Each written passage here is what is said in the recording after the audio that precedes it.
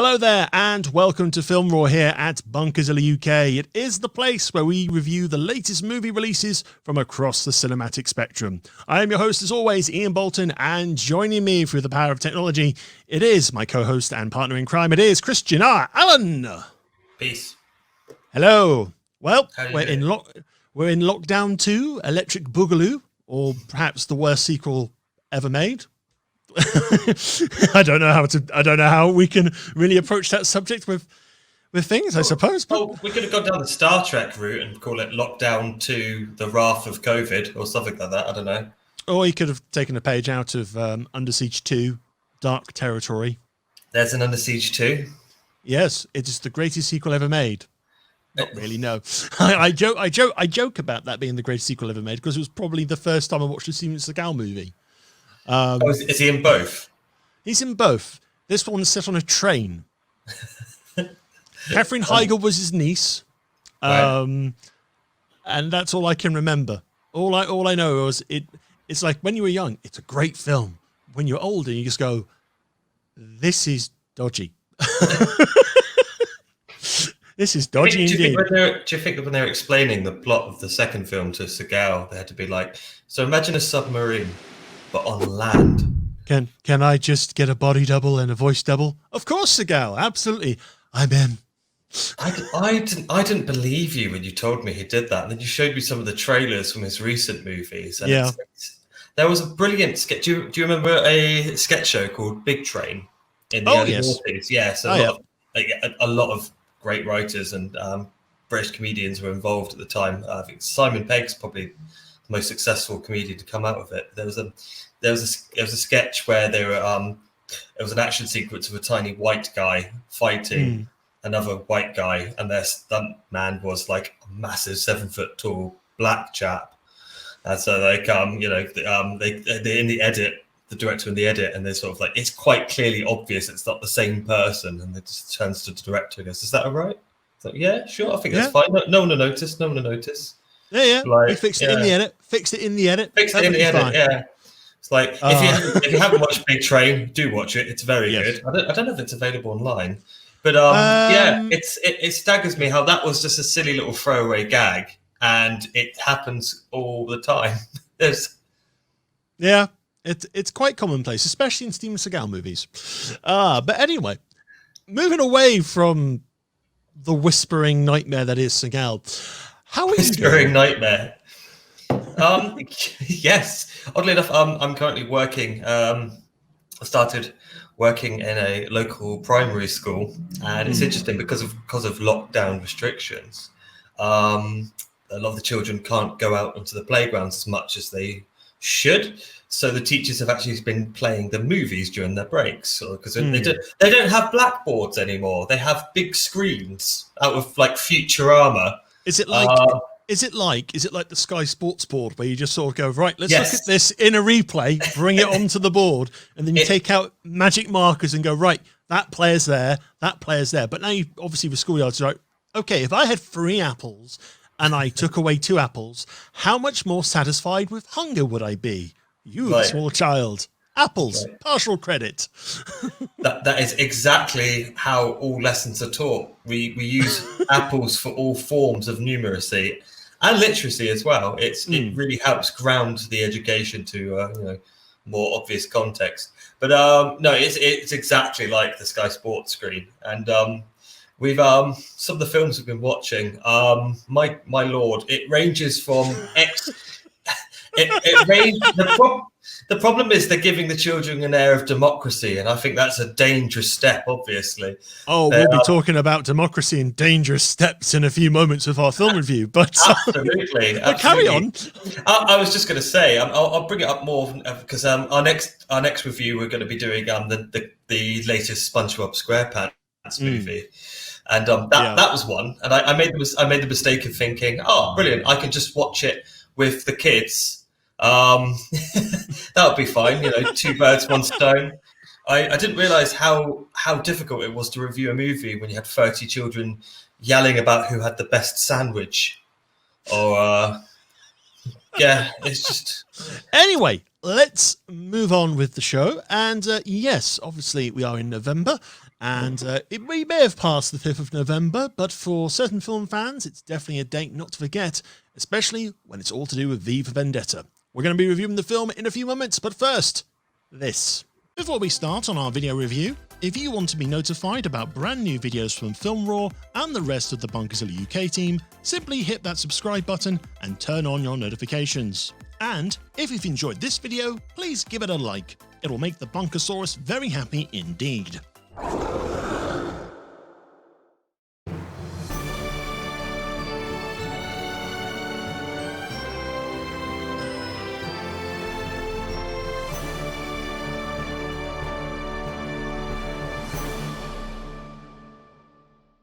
Right, so V for Vendetta, it's about 15 years old. Came out in 2005. Yep, 2005.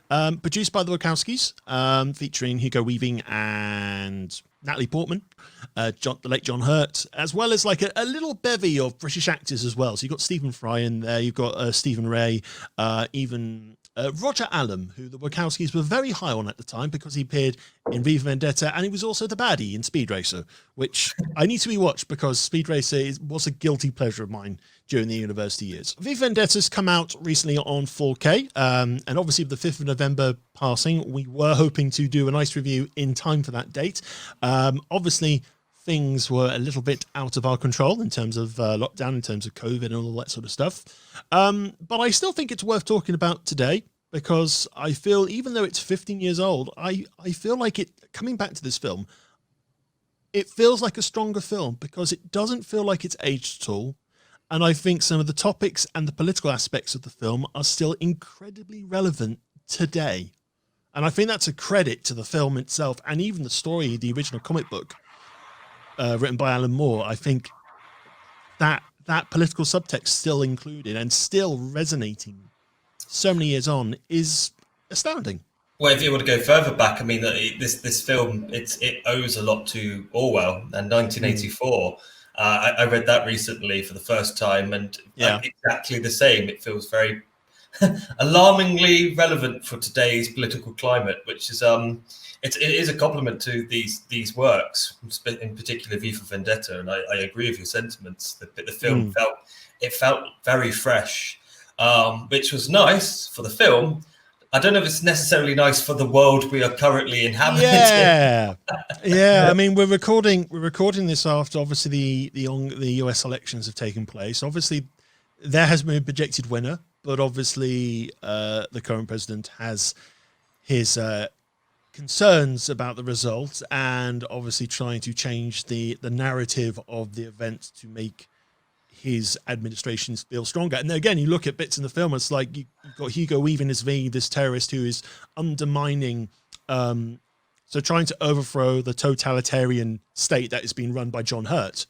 And obviously, you look at, obviously they show these events and you go, okay, you can understand what V's doing, or V's making a good case. And then I think it's the British, I can't remember, it's the BNN, the British News Network. It's basically like a right-wing version of the BBC and a Nazi part of BBC.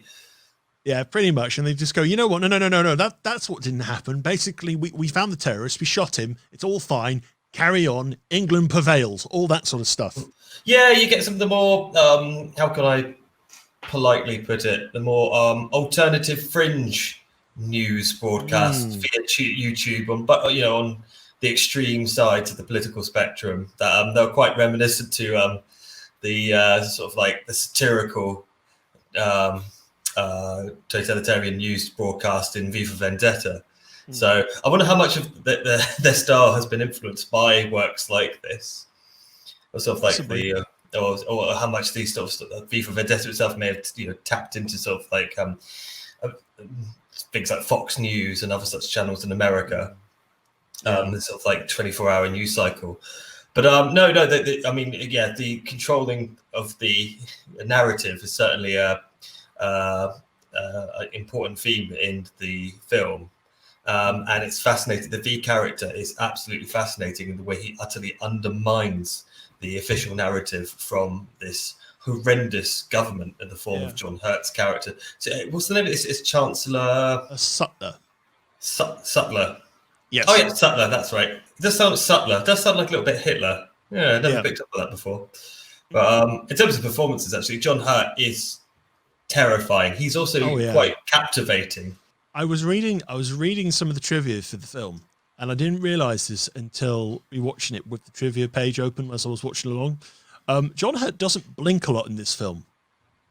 So when he's like, he intentionally left. Yeah, he's intensely sort of piercing in that giant screen when he's shouting at the heads of state in that sort of way. It's like he doesn't blink. It's terrifying, especially when the camera just keeps getting closer and closer, and he's going, "No, you're going to do this because if you don't do this, I'm going to detain you and I'm going to put you in a camp."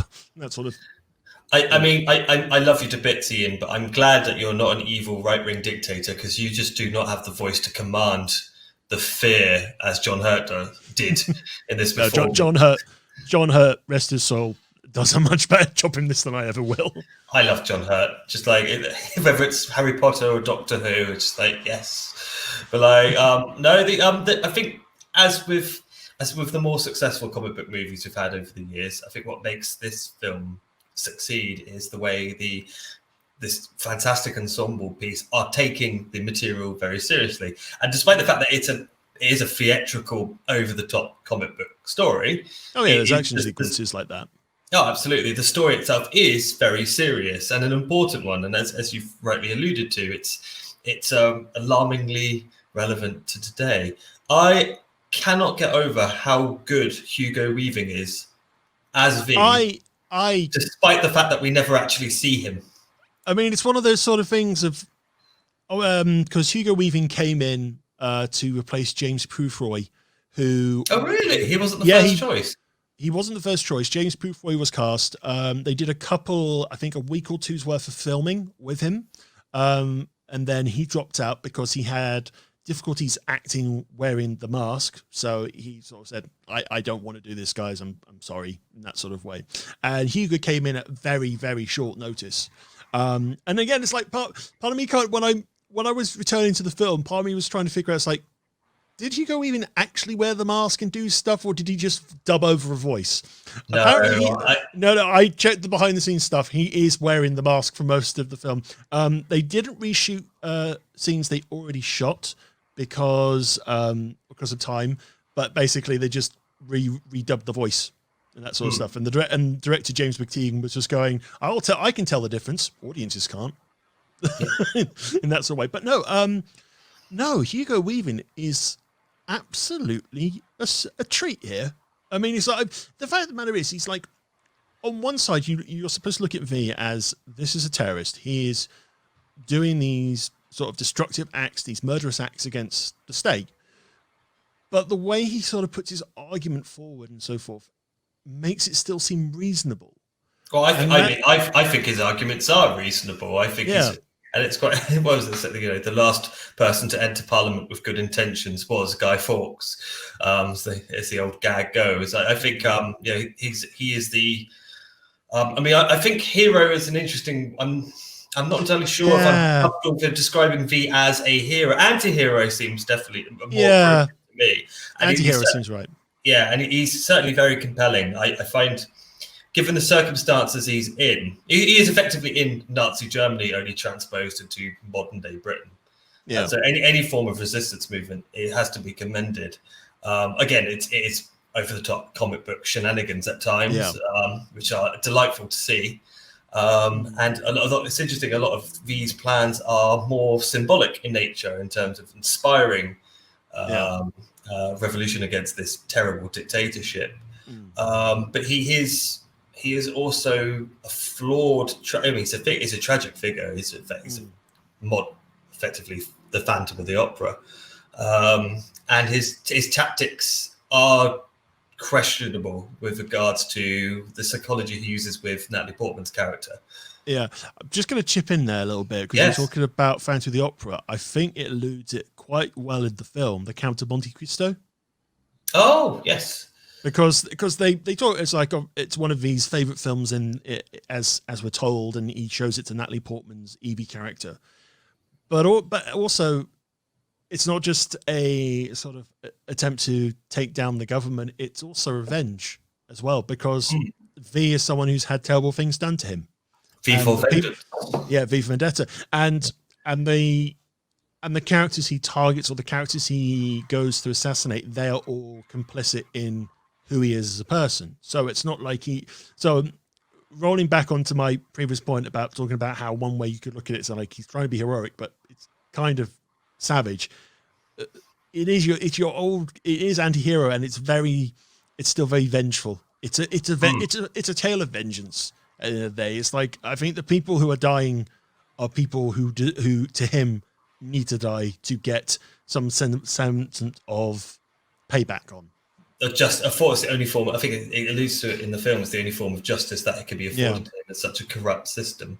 And I mean, there's no point where I ever feel like I never feel like he's not justified in his actions. But he's definitely not. He is not the traditional heroic archetype, and I don't think the character was intended to be that way anyway. But he is fascinating. I find the performance is brilliant. I love it.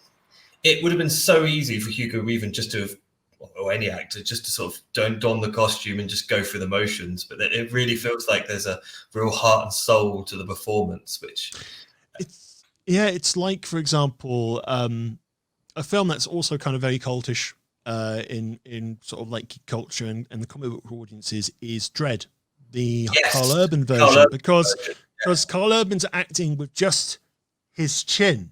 And it's brilliant, isn't it? And brilliant chin acting.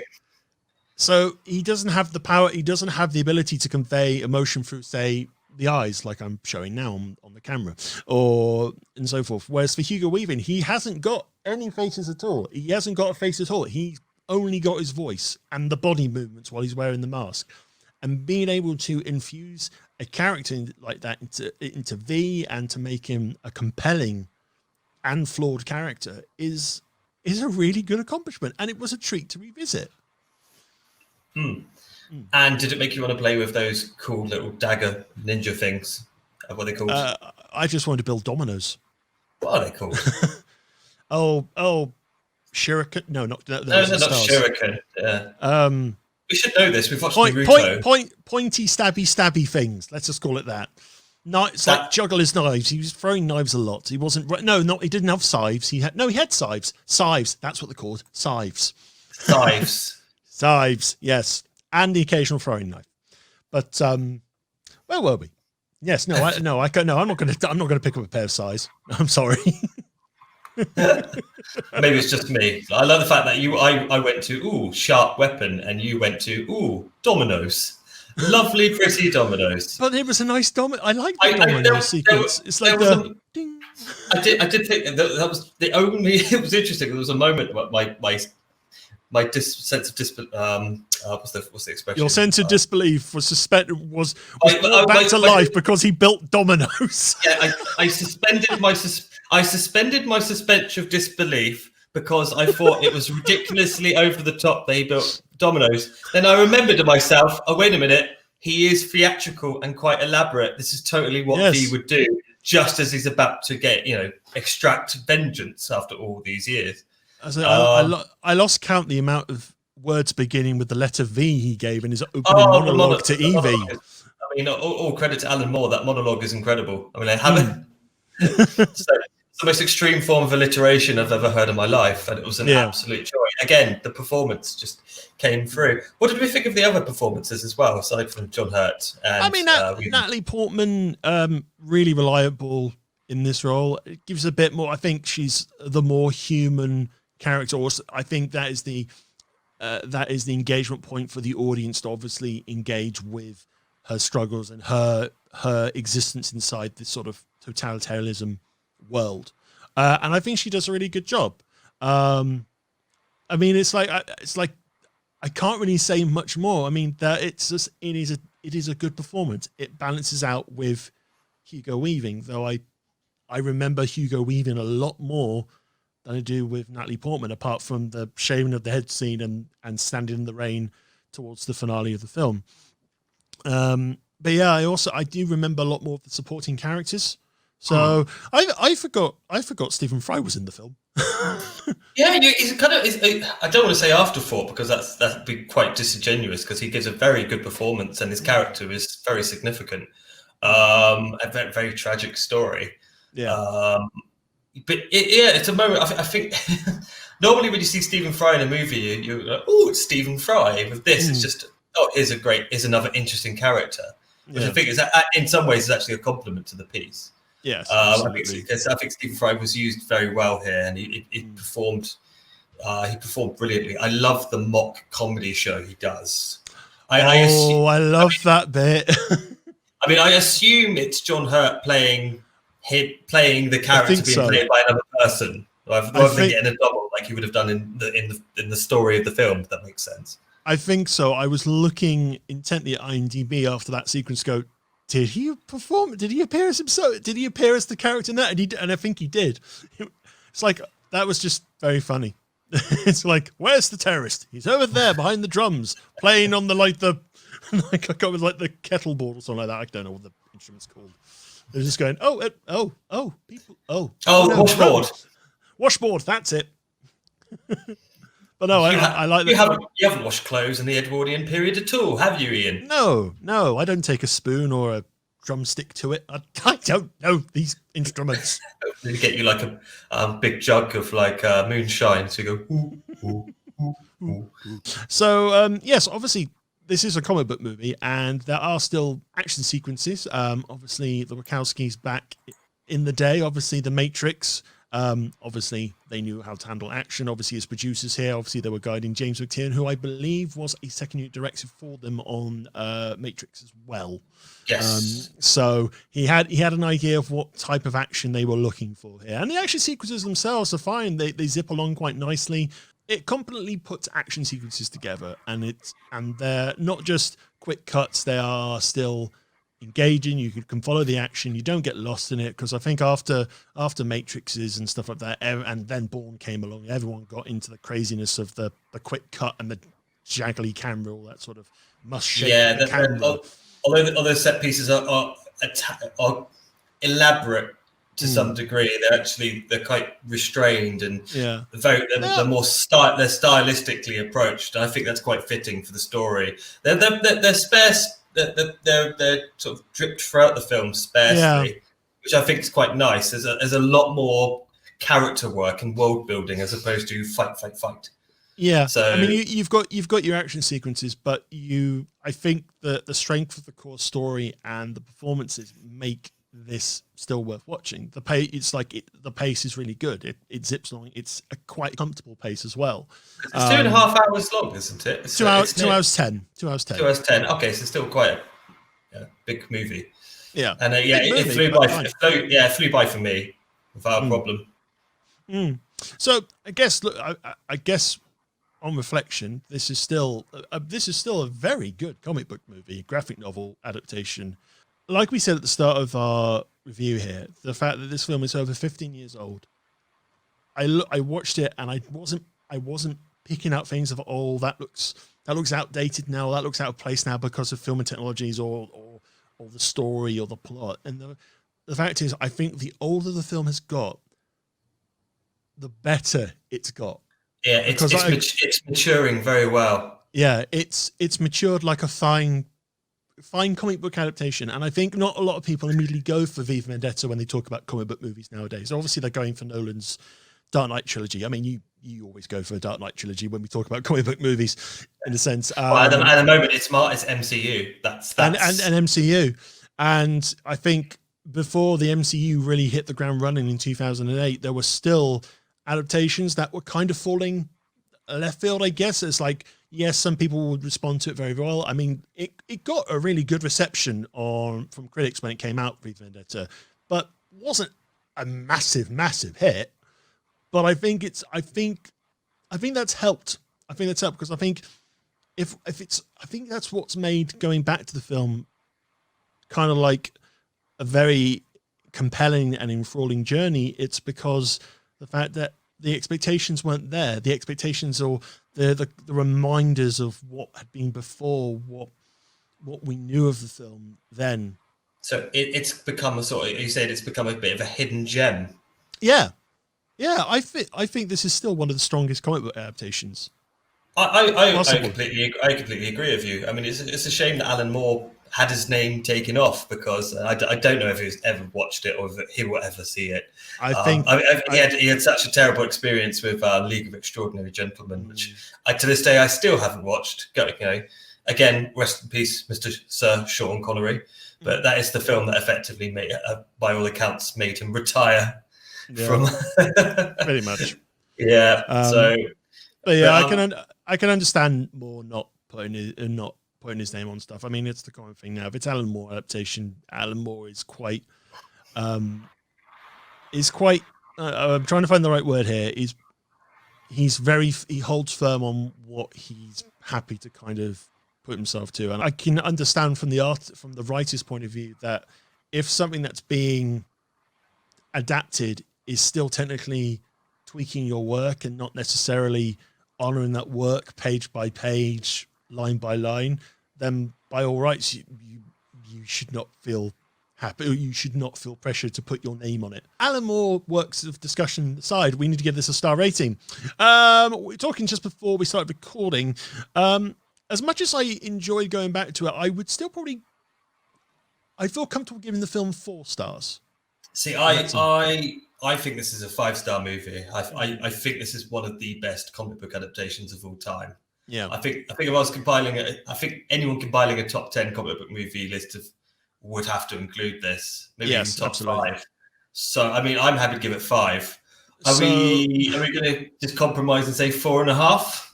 Yeah, the official verdict. Yeah, we'll do 4.5 as the official verdict, because you're right on some of those. I think it's still one of the best comic book adaptations out there. I think when it comes to a top 10, it will feature. I think the reason why I haven't pushed it to 5 is, again, I think sometimes with comic book movies, I think sometimes the reason certain films like, say, The Dark Knight would probably still pop up above it, or even 1 or 2 of the Captain America films from Marvel will pop up, is because they're easy to pull off the shelf and get straight into it. I think it's like the content is like, yes, the storyline and the storytelling is mature, and it's not, yes, it's over the top, but yes, it still feels grounded for adults and families and so forth. But I think with V Vendetta, going back into that world or returning to that sort of story, you need to be able to focus and appreciate the storytelling aspect of it, and really kind of understand the themes. And I think you can't necessarily do that. I know it sounds like I'm waffling, but I'm just kind of, I wouldn't necessarily pull V Vendetta straight off the shelf all the time. You basically saying you'd have to be in the right mood for this kind of film? Possibly. I mean, it's like it wasn't really on my radar until we pulled out that it was coming on to 4K for the show. How does the 4K actually look? Because you got it off Apple, didn't you? Yeah, I was hoping to grab the 4K disc, but I didn't get a chance. Apple 4K stream. Yeah, it looks good. The film doesn't look dated in its visual storytelling. It looks good. I think don't expect like this looks like it was filmed yesterday. Yeah, there's still some elements to it there, but I think it's probably the best the film is going to look, to be honest. So it's recommended. Anyway, that's all we have time for on this episode of Film Raw. Thank you very much for joining us. Whether you're watching the show on YouTube or listening via audio, make sure you subscribe so you get new episodes first when we release them. And you can also contact us by emailing us at filmraw@bunkazilla.co.uk. Also, there's a whole world of monstrous content to explore at bunkazilla.co.uk. Explore great articles and listen to insightful podcasts from our talented team. And of course, you can follow us on Twitch, Facebook and Twitter at Bunkazilla UK. So until next time, this has been Film Raw. I've been Ian Bolton, joined by Christian R. Allen. Remember the 5th of November? Indeed. A week later. Remember the 5th of November. A week later, of course, but don't forget. Remember it for 50 weeks' time. Yes, we'll be back in 53 weeks' time or 52 weeks' time or whatever. 52. I need to get you. Actually, what is the point of a calendar right now? There is no tomorrow. There is only today. A long, slow 2020 that will last forever. Yes, hopefully not for too much longer. Until next time, stay safe, enjoy your movies, and we'll see you next time. Stay cinematic.